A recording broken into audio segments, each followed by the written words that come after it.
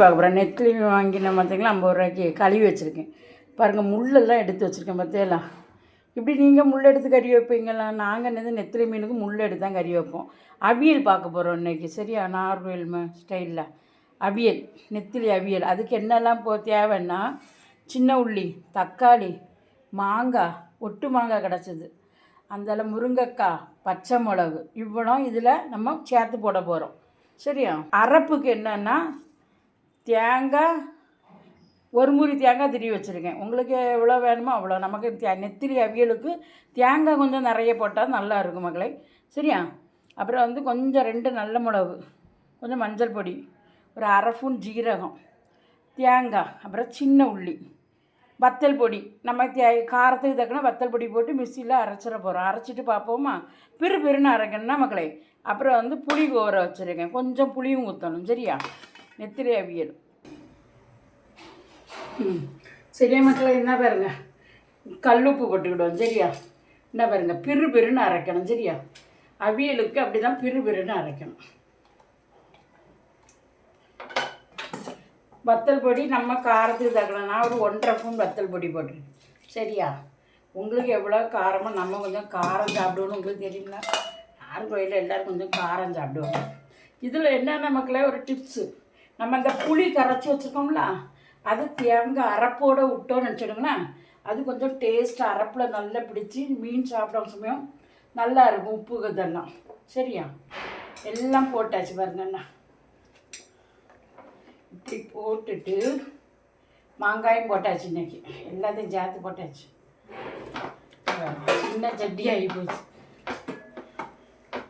ஒரு அப்படி தண்ணி ஊற்றிக்கிடும் நமக்கு. சரி, அவியல்னால கொஞ்சம் கட்டியாக தான் வைக்கணும். உப்பு நம்ம இப்போ பார்க்க முடியாது. சரியா? கொஞ்சம் நான் தேங்காய் அரைக்கும் போது புளி ஊற்றிருக்கேன்.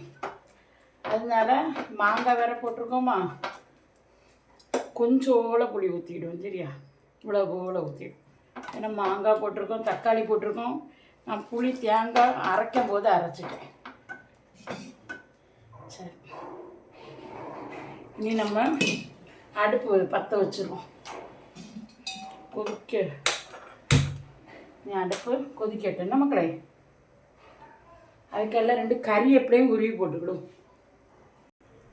நான் பாருங்கள் மக்களே, நல்லா கொதிக்குது பாருங்கள். எப்போ நெத்திலி அவியல் நம்ம வேறு எதாவது மீன் போட்டோம்னு வச்சுடுங்களேன், நெத்திலிக்கு பிரச்சனை இல்லை, பொடியாது. இப்படி கலக்கிக்கிடணும். சரியா?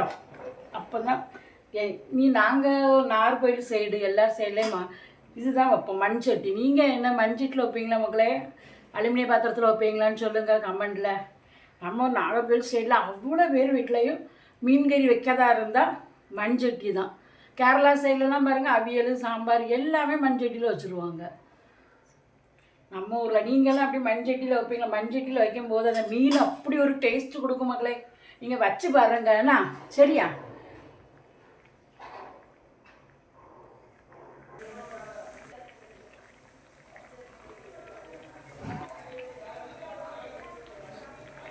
மக்களே என்ன பாருங்கள், காய்கறி நம்ம போட்டதெல்லாம் வெந்துட்டா நம்ம அதுக்கு ஒரு தாளிப்பு கற்றுக்கணுங்க மக்களே. சூப்பராக இருக்கும். கொஞ்சம் தேங்காய் எண்ணெய், சின்ன உள்ளி, வெந்தயம், கடுகெல்லாம் போட்டுருங்க பார்த்துடுங்க. இதுக்கு இதுதான் நல்லா இருக்கும் பார்த்துக்கிடுங்க. இப்படி தாளிச்சு இப்படி கொட்டிட்டு இப்போ அடிப்பொலி மக்களை. உப்பு நம்ம போட்ட காரம் எல்லாம் கரெக்டாக இருக்குது பார்த்துடுங்க.